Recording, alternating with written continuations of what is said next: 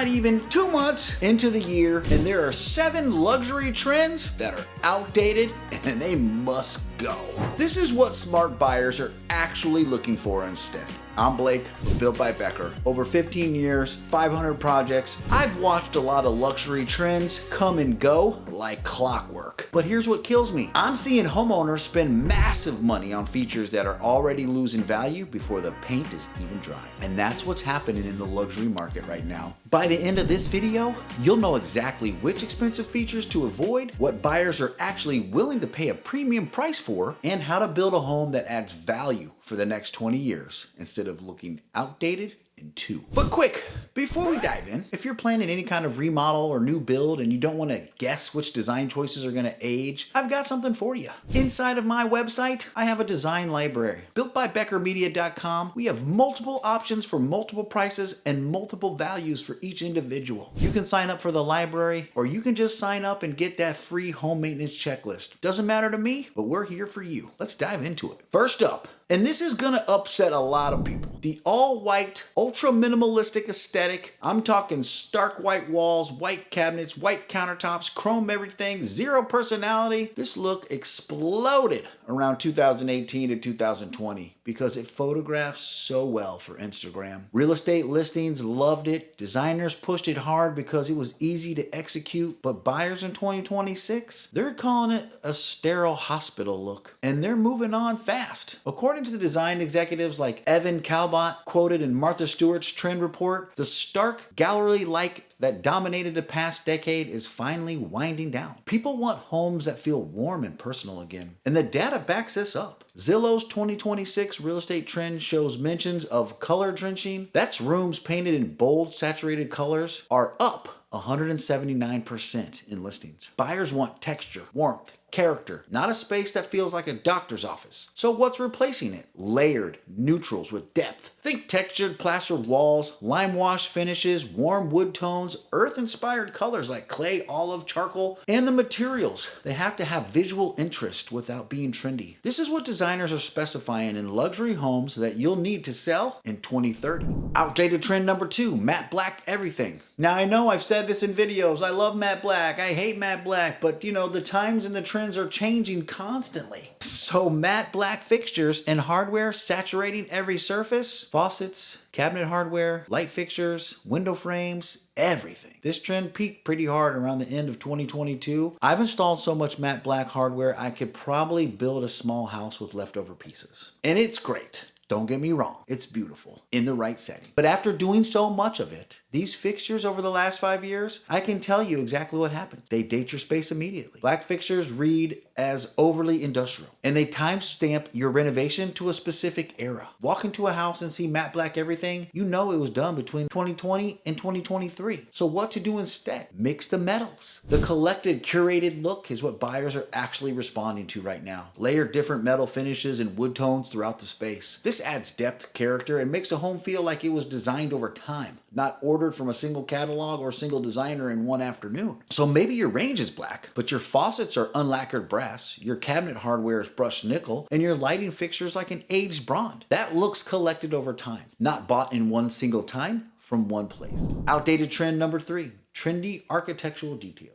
Right now in the early 2026, the scalloped edges on everything, arches that don't match the home's architecture. I'm seeing reeded cabinetry, scalloped vanities, curved furniture details absolutely everywhere. A little bit, fine, it adds texture. But when every single surface has these details, it stops being interesting and starts feeling like you bought everything at the same store, in the same collection, in the same year. And that's what dates your spot. Same problem with arches. If you got a 1920s Spanish colonial home, arches make architectural sense. They're part of the home's DNA. But I keep seeing people add arch in doorways to modern farmhouses or mid-century ranches just because arches are trending on Pinterest. It looks forced. And it's expensive as hell to undo when the trend passes. What holds value in this? Classic architectural lines that match your home's actual style. If you have a 1920 Spanish colonial, arches make sense. If you have a contemporary build, clean lines and subtle details age better than trendy curves you've added to be current. It all makes sense. Number 4,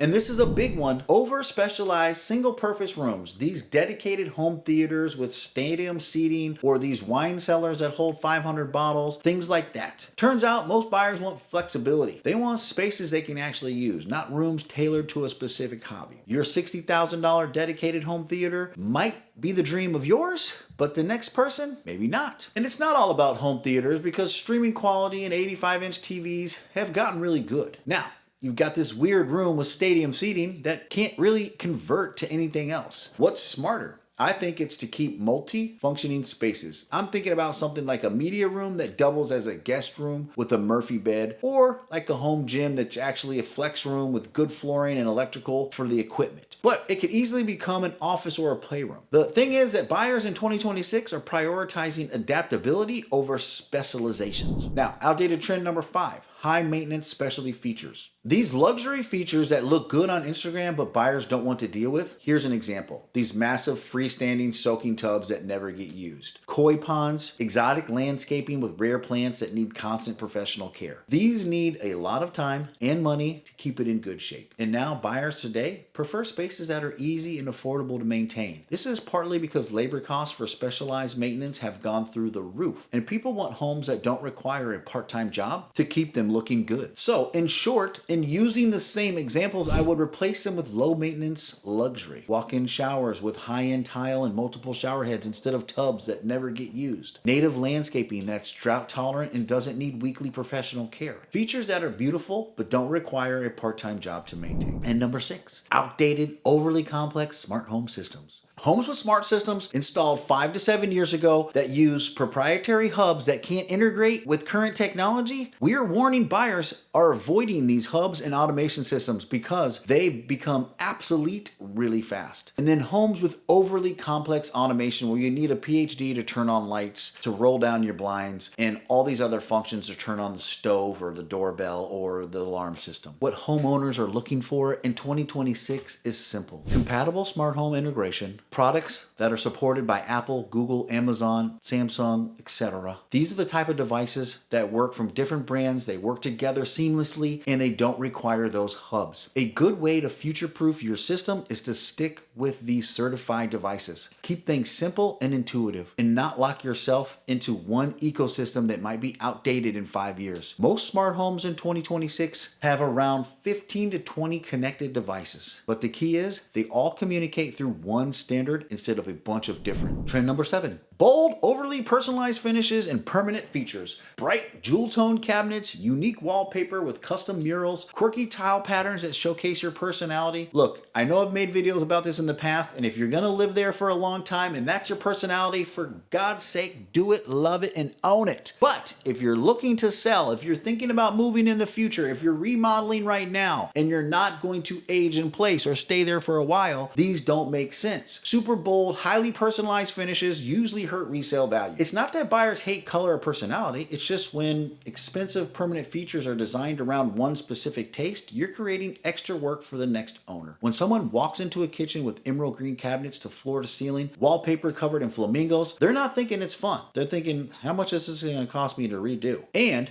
in kitchens and bathrooms, that number can get big real fast. And if you don't believe me, go check out my video where I talk about how much remodels are costing right now in 2026. That's why buyers mentally subtract the cost of fixing it or whatever they're willing to offer if they think that $30,000 to $60,000 to make a space feel livable to them, that money comes straight out of the sale price. The advice I give every single time is simple. Keep kitchens and bathrooms neutral and timeless. Avoid bold wall colors, statement wallpapers, and quirky tile in those spaces. They're the most expensive rooms to redo, and they're the hardest places to take risk. If you want personality, put it where it is easy to change. Paint is fine. Rugs, art, furniture, lighting, accessories, all great. But cabinets, tile, and permanent fixtures, classic choices give you flexibility and protect your resale value. So here's the bottom line. Luxury in 2026 isn't about expensive trends or Instagram-worthy features. It's about quality materials, timeless design, and adaptability. Buyers and homeowners are looking for homes that feel warm and personal, but not weirdly specific. They want low maintenance features that are actually functioning functioning. They want smart homes that are simple to use, not complicated to troubleshoot. If you're building or renovating right now, think about who's going to buy your home in 10 years, not what looks cool on Pinterest today. If you want more cool content like this, come on, hit that subscribe button. Drop a comment and tell me